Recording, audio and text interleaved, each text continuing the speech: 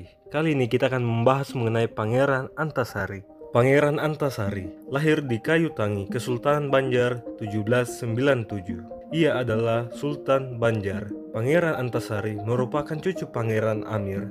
Semasa muda, nama Pangeran Antasari adalah Gusti Inu Kartapati. Pangeran Antasari memiliki 3 putra dan 8 putri.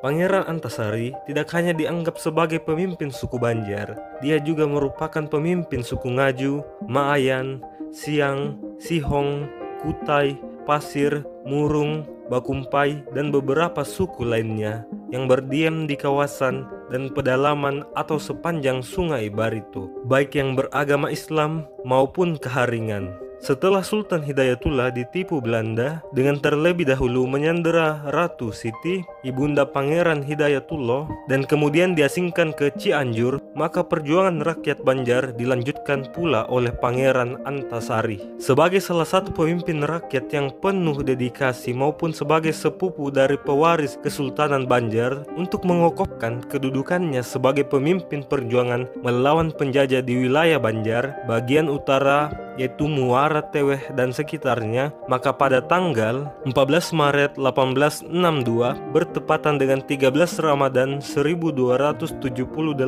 Hijriah dimulai dengan seruan hidup untuk Allah dan mati untuk Allah. Seluruh rakyat, para panglima Dayak, pejuang-pejuang, para alim ulama dan bangsawan-bangsawan Banjar dengan suara bulat mengangkat Pangeran Antasari menjadi penembahan Amiruddin Khalifatul Mukminin, yaitu pemimpin pemerintah, panglima perang, dan pemuka agama tertinggi. Tidak ada alasan bagi Pangeran Antasari untuk berhenti berjuang. Ia harus menerima kedudukan yang dipercayakan oleh Pangeran Hidayatullah kepadanya dan bertekad melaksanakan tugasnya dengan rasa tanggung jawab sepenuhnya kepada Allah dan rakyat. Perang Banjar pecah saat Pangeran Antasari dengan 300 prajuritnya menyerang tambang batu bara milik Belanda di Pengaron tanggal 25 April 1859. Selanjutnya, peperangan demi perangan dikomandoi Pangeran Antasari di seluruh wilayah kerajaan Banjar dengan dibantu para panglima dan pengikutnya yang setia. Pangeran Antasari menyerang pos-pos Belanda di Martapura, Hulu Sungai, Riam Kanan, Tanah Laut, Tabalong, sepanjang Sungai Barito sampai ke Puruk Cahu. Pertempuran yang berkecamuk semakin sengit antara pasukan Pangeran Antasari dengan pasukan Belanda berlangsung terus di berbagai medan. Pasukan Belanda yang ditopang oleh bala bantuan dari Batavia dan persenjataan modern akhirnya berhasil mendesak pasukan Pangeran Antasari, hingga kemudian Pangeran Antasari memindahkan pusat benteng pertahanannya di Muara Teweh. Berkali-kali Belanda membujuk Pangeran Antasari untuk menyerah,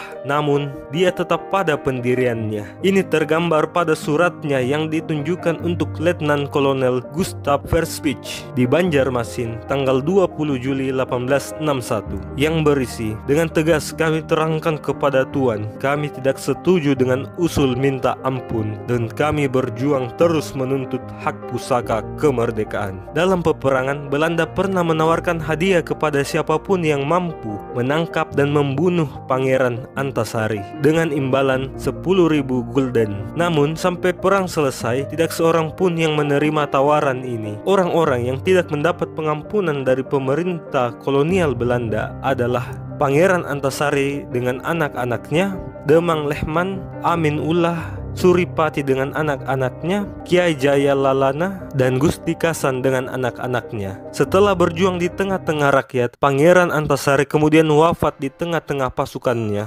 tanpa pernah menyerah, tertangkap, apalagi tertipu oleh bujuk rayu Belanda. Pada tanggal 11 Oktober 1862 di tanah Kampung Bayan Begok, Sampirang, dalam usia lebih kurang 75 tahun menjelang wafatnya, dia terkena sakit paru-paru dan cacar yang diderita setelah terjadinya pertempuran di bawah kaki Bukit Bagantung. Perjuangannya dilanjutkan oleh putranya yang bernama Muhammad Seman. Setelah terkubur selama lebih kurang 91 tahun di daerah Hulu Sungai Barito atas keinginan Banjar dan persetujuan keluarga, pada tanggal 11 November 1958 dilakukan pengangkatan kerangka Pangeran Antasari yang masih utuh adalah tulang tengkorak, tempurung lutut, dan beberapa helai rambut. Kemudian kerangka ini dimakamkan kembali di Taman Makam Perang Banjar, Kelurahan Surgi Mufti, Banjarmasin. Pangeran Antasari dianugerahi gelar sebagai pahlawan nasional dan kemerdekaan oleh pemerintah Republik Indonesia